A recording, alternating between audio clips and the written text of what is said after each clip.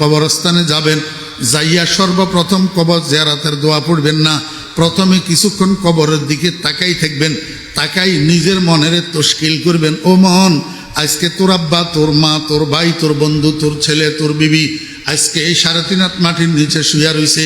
এত কাছে হওয়া সত্ত্বেও তুই কোনো খবর নিতে পারতেছিস না, সুখে আছে না দুঃখে আছে জানিস না। ও মন, আগামীকাল তোর মৃত্যু হলে, তুই মরে গেলে তোর যত এরকম 3.5 হাত মাটির নিচে ঢুকাইয়া দিবে। এই জমিনে যত মানুষ আছে কেউ তোর খবর নিতে পারবে না। আল্লাহর কাছে কি নিয়ে যাবি, মুখ কেমনে দেখাবি?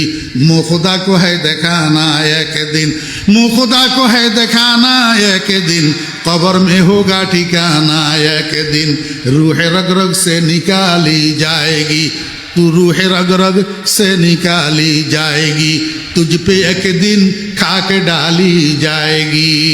মনকে বুঝাইতে বুঝাইতে দেখবেন আস্তে আস্তে মনটা নরম হইয়া যাব, চোখের পানি জর্জর করে পড়তে শুরু করব।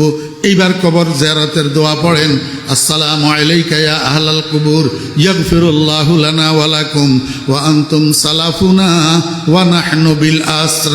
ও মুসলমান ভাইরা, মনে কষ্ট নেবেন না, আমরা অনেক হতভাগা মুসলমান আছি, কবর জিয়ারতের দোয়াটাও মুখস্থ জানি না।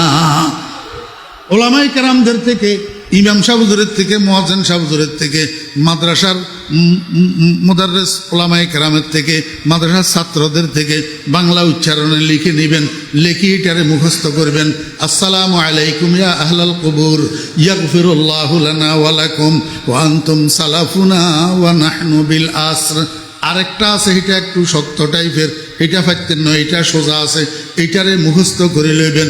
তারপরে এবার আউযুবিল্লাহ বিসমিল্লাহ পড়ি, কমপক্ষে একবার আলহামদু শরীফ পাঠ করবেন, কমপক্ষে 3 বার কুল হুয়াল্লাহ শরীফ পাঠ করবেন, কমপক্ষে 7 বার 11 বার দরুদ শরীফ পড়বেন। এবার আল্লাহর কাছে মনে মনে দোয়া করবেন, হে আল্লাহ, আমি যে তোমার কোরআন তেলাওয়াত করলাম, আমি যে সূরা ফাতিহা পড়লাম, সূরা ইখলাস পড়লাম, দরুদ শরীফ পড়লাম, এগুলার সওয়াব দয়া করে আমার আব্বার রুহের উপরে পৌঁছাইয়া দাও, আমার মায়ের রুহের উপরে পৌঁছাইয়া দাও। ও বেরা দোস্তা বাবেরা, কোনো সন্তান যদি মা বাপের কবরের কাছে যাইয়া 3 বার সূরা ইখলাস পড়ে, 3 বার, এই 3 বার সূরা ইখলাসের সওয়াবের বরকতে কমপক্ষে 40 দিন মাতা পিতার কবর আযাব বন্ধ হইয়া থাকে। কতদিন?